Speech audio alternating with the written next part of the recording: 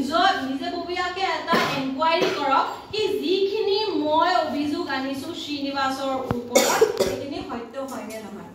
মই বহুত মিটিংত মই মুকলিভাৱেও কৈছো আৰু লগতে যেতিয়া বেংগলোৰ এক্সিকিউটিভ হৈছে কৰ্ণাটকৰ প্ৰাক্তন মন্ত্ৰী ঘৰলৈকে আৰু বিশেষ কিছুমান ব্যক্তিৰ ঘৰলৈকে মই গৈ পেলাই শ্ৰীনিবাসৰ কথা কৈছো সেই কাৰণে আজি সেই লিডাৰসকলে মোৰ বিৰুদ্ধে একো ক'ব পৰা নাই যিহেতু মই ভিক্ষা খুজিছিলো তেখেতলোকৰ আগত কি মোক সহায় কৰক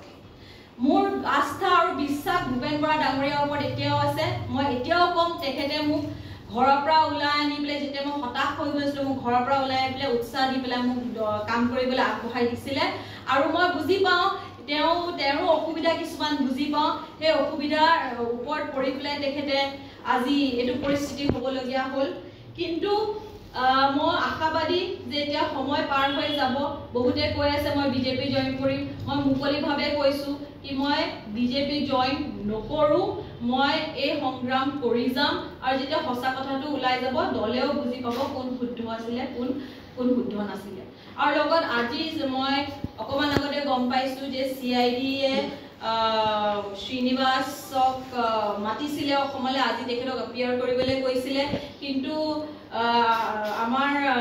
সভাপতি দেখোন অসমলৈ নাহিলে তেখেতে নিজৰ হেল্থ গ্ৰাউণ্ডছ বুলি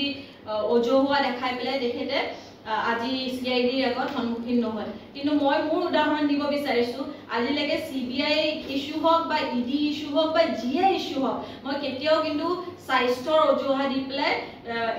মানে এজেন্সিৰ লগত কোঅপাৰেট নকৰাকে নাথাকিছিলো মই সদায় কোঅপাৰেট কৰিছিলো আৰু মোক যেতিয়াই মাতিছে মই তেতিয়াই গৈছো কিন্তু দেখা পোৱা গৈছে শ্ৰীনিবাসক যেতিয়া সিআইডিয়ে মাতিছে তেওঁ তেতিয়া নিজৰ হেল্থৰ অজুহাত দিছে আৰু ক'ৰবাত লুকাই আছে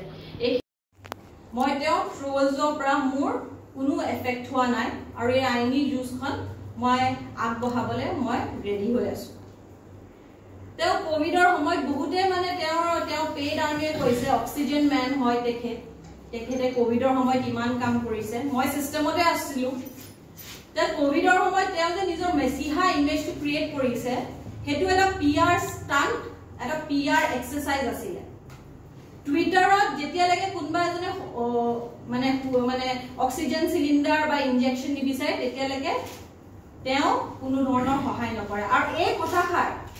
দলৰ শীৰ্ষ নেতাসকলেও গম পায় কি পিআৰ ষ্টান্ট আৰু এক্সাৰসাইজ তেখেতে সেই সময়ত কৰিছিল তো কোনবা যদি অক্সিজেন মেন হ'ল তেখেতে কি মহিলাৰ ওপৰত অবিউজ আৰু হ্যাৰাসমেন্ট কৰিব নোৱাৰে নেকি ভগৱান হৈ গ'ল এতিয়া তাৰ উপৰিও শ্ৰীনিবাসৰ ট্ৰল আৰ্মিয়ে মোৰ ইডি কেছৰ কথা বাৰে বাৰে প্ৰসংগ হেতু উত্থাপন কৰি আছে মোৰ মনত আছে যে মই তেখেতকো কৈছিলো আৰু অসমৰ শীৰ্ষ নেতা সকলকো কৈছিলো আৰু তেখেতলোকো বিশ্বাস মোৰ ওপৰত কৰিছিলে আৰু তেখেতলোকে মোৰ কাৰণে সাপোৰ্ট কৰি কৈছিলে কি যিগিটা এই সাৰভাৰ ৰিলেটেড যিগিটা কেছত মোৰ নাম হাঙুৰ খাইছে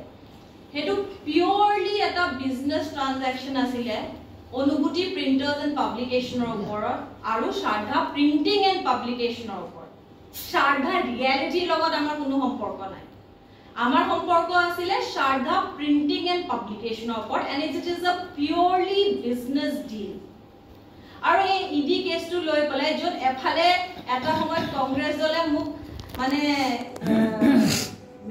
সাপোৰ্ট কৰিম বা মেন্টালি সাহস দিম বুলি কৈছিলে কিন্তু শ্ৰীনিবাসৰ ট্ৰল আৰ্মিয়ে এতিয়া সেই কেছটো উজুহা দেখাই পেলাই মোক বদনাম কৰিবলৈ চেষ্টা কৰিছে